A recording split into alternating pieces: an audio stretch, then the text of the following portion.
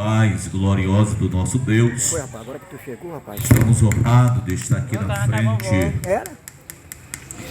deste ponto que está iniciando, que Deus venha abençoar poderosamente mais e mais, para a glória do nome do Senhor. Que todo mal, toda ação maligna venha ser desfeita pelo poder do nome do Senhor. Em nome de Jesus. Que seja bênção para a cidade de Axixá, para a glória de Deus.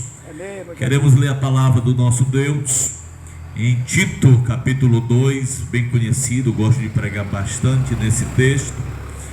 Tito capítulo 2, versículo 11, que diz: porque a graça de Deus tem se manifestado, trazendo salvação a todos os homens, educando para que renegada a impiedade e as paixões mudando, vivamos no presente século sensata, justa, piedosamente aguardando a bendita esperança e a manifestação da glória do nosso grande Deus e Salvador Jesus Cristo. Deus amado, Paulo escreve à igreja de Creta, direcionada a Tito, e esse texto fala sobre a graça de Deus. Sabemos que a graça de Deus significa favor imerecido. Nós não merecíamos nada de Deus, mas a Bíblia diz que Ele oferece à raça humana o único Filho, o Filho unigênito, enviou ao mundo para morrer por nós. Mas para a gente entender por que essa salvação, precisamos iniciar do princípio, onde Deus criou os céus e terra. A Bíblia diz que Deus fez no Éden, e pôs ali o homem, criou o homem para adorar a Deus. E a Bíblia diz que toda a virada da tarde Deus vinha conversar com o homem, chamando: Adão, onde tu estás, Adão? E o homem vinha, conversava com Deus. Comunhão com Deus. A oração é comunhão com Deus. E Deus fez o homem e a mulher ali, pôs no jardim, de uma comunhão perfeita, de uma comunhão íntima. Desde o princípio Deus deseja esta comunhão com a raça humana. Desde o princípio Deus deseja que você adore a Ele em espírito e em verdade. Deus está à procura de verdadeiros adoradores que adorem a Ele em espírito e em verdade. E ali Deus fizeram o homem, aquele casal, para adorar a Deus. Mas a Bíblia diz que o inimigo das nossas almas se incorporou em uma serpente, enganou a mulher para comer do fruto proibido que Deus não permitiu, a árvore do conhecimento do bem e do mal. Deus ordenou ao casal que não comesse. E Eva, Satanás enganou ela se incorporou numa serpente, e ela deu ao seu marido, comeu também, ambos pecaram. O pecado, ele nos distancia de Deus. O pecado nos afasta de Deus. E um dia Deus chegou à tarde e disse: Adão, onde tu estás? Senhor, me escondi porque eu tive medo. E o Senhor disse: Adão, pois porventura tu comeste do fruto que eu não te ordenei que comesse? Sim, Senhor. A mulher que tu me deste, Ele pôs a culpa nela. Ela comeu e me deu também. E nós pecamos contra ti. E a Bíblia diz que o Senhor expulsou o casal. O casal que vivia em comunhão com Deus. Não havia sofrimento, não havia dores, não havia angústia, não havia o vazio lá no jardim. Tudo era paz, tudo era perfeito. O homem vivia em uma perfeição tremenda, porque foi feito perfeito. Louvado seja Deus. E a Bíblia diz que o Deus expulsou o casal e fez uma promessa a este casal, que da semente de uma mulher nasceria o Salvador, nasceria o libertador das nossas vidas. E um dia essa promessa passou, de geração em geração, de pai para filhos, de filhos para neto, bisneto. E Deus lembrou da promessa. Essa linguagem de Deus lembrou é uma linguagem humana, porque Ele nunca esqueceu da promessa. Deus lembrou da promessa que tinha feito lá no jardim, e nasceu Jesus. E Mateus começa a falar de uma jovem, de uma serva de Deus chamada Maria. Maria não era uma mulher qualquer, era uma mulher de Deus, porque Deus escolheu ela para dar à luz o Filho de Deus. A Maria era uma mulher respeitada, de caráter, lá no seu lugar. Louvado seja o nome do Senhor. E Deus disse: eu vou escolher aquela mulher ali chamada Maria, para gerar do seu ventre o Filho, o Salvador do mundo, Jesus. Jesus é o Salvador, é o libertador. É por isso que Atos dos Apóstolos, capítulo 4, diz que não há outro nome pela qual podemos obter a nossa salvação. A salvação está em Cristo Jesus.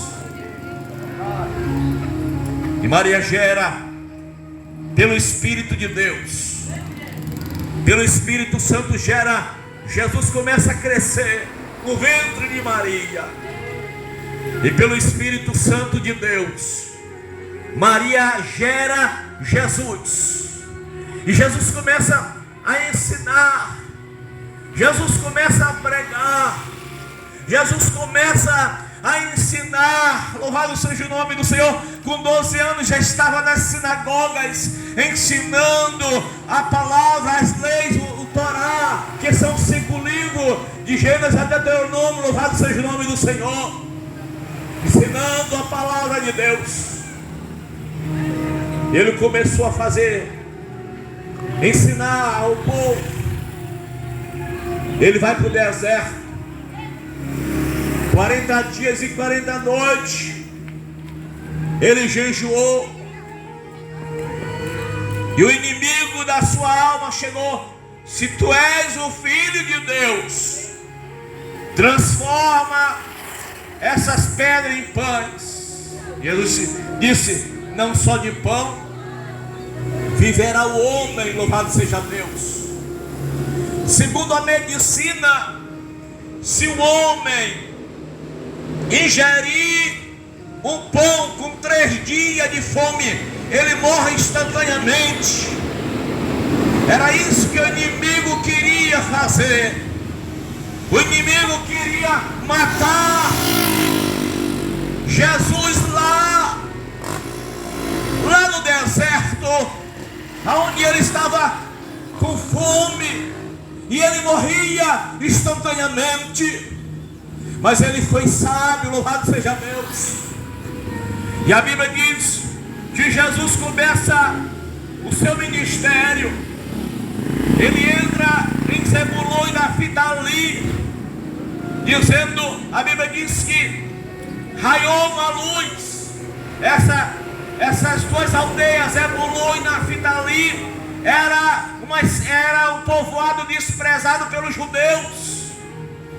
Eles não ensinavam as doutrinas judaicas, era desprezada. E há uma profecia lá em Isaías capítulo 9, dizendo que na época ela foi desprezada, agora raiou uma luz, e se cumpre essa profecia do capítulo 9 de Isaías 1. Louvado seja o nome do Senhor. Jesus entra em Zebulon e começa a pregar o Evangelho. Começa a pregar a palavra de Deus. Zebulon, Naftali era uma cidade desprezada, era uma cidade cheia de enfermidade, cheia de ação demoníaca, mas a luz raiou, Jesus Cristo pregando a palavra de Deus. Aonde a palavra chega, as trevas saem, louvado seja o nome do Senhor. Aonde a palavra chega, a liberdade, louvado seja Deus. E Jesus começou a pregar, a anunciar a santa palavra, louvado seja o nome do Senhor Jesus. No capítulo 6 de Mateus, ele fala sobre a prática da justiça, como viver uma vida de justiça. No capítulo 7, versículo 3, ele fala sobre a porta estreita que conduz à vida eterna, a porta larga que conduz à perdição. A porta estreita é aquela porta de esforço. O céu é tomado por esforço. Precisamos nos esforçar, precisamos nos pagar o preço, renunciar tudo aquilo que o mundo oferece. Essa é a porta estreita, louvado seja Deus. A porta larga é tudo aquilo que o mundo oferece. E Jesus disse que são muitos que entram por ela. A porta estreita são poucos. Mas por que, pastor? Porque a porta estreita é renúncia. A porta estreita é você renunciar tudo aquilo que o mundo oferece, aquilo que é bom para a carne, mas é prejuízo para o espírito. Jesus começa a curar, louvado seja o nome do Senhor. No capítulo 8, ele começa a curar os enfermos, leprosos, louvado seja o nome do Senhor. Ele começa a perdoar as prostitutas, ele começa a perdoar aqueles que praticavam o pecado, louvado seja Deus. Ele se encontra com pessoas que viviam na prática do pecado e foram até Jesus. E ele perdoou. O que não falar da mulher adúltera, que pegaram ela no pleno adultério, trouxeram ela à presença do Senhor. Segundo a lei, deveria levar os dois, não somente a mulher que foi pega no pleno adultério. Levaram somente a mulher. E ele começou a escrever na areia. E eles disseram: Senhor, nós agarramos e pegamos essa mulher no pleno adultério. Segundo a lei de Moisés, precisamos é dever de apredejá-la, matá-la. Jesus começou a escrever na areia. E disse: quem de vós não tem pecado, atire a primeira pedra. Quem de vós não pecou, atire. E eles soltaram as pedras um por um.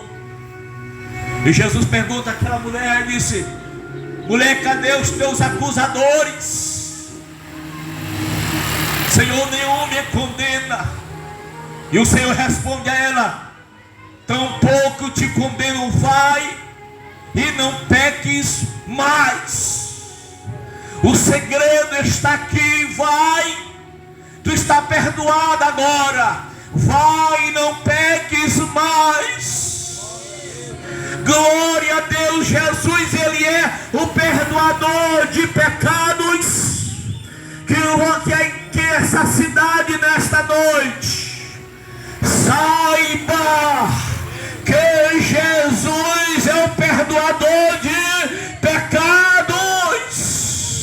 Ele quem perdoa as tuas transgressões. Enfim, Ele perdoou, curou. E Ele morreu. Crucificaram o nosso mestre. Estou finalizando. Um centurião, segundo a história, que furou Jesus no peito. Ele era cego de um olho, e quando o sangue foi derramado na lança e pegou nas mãos,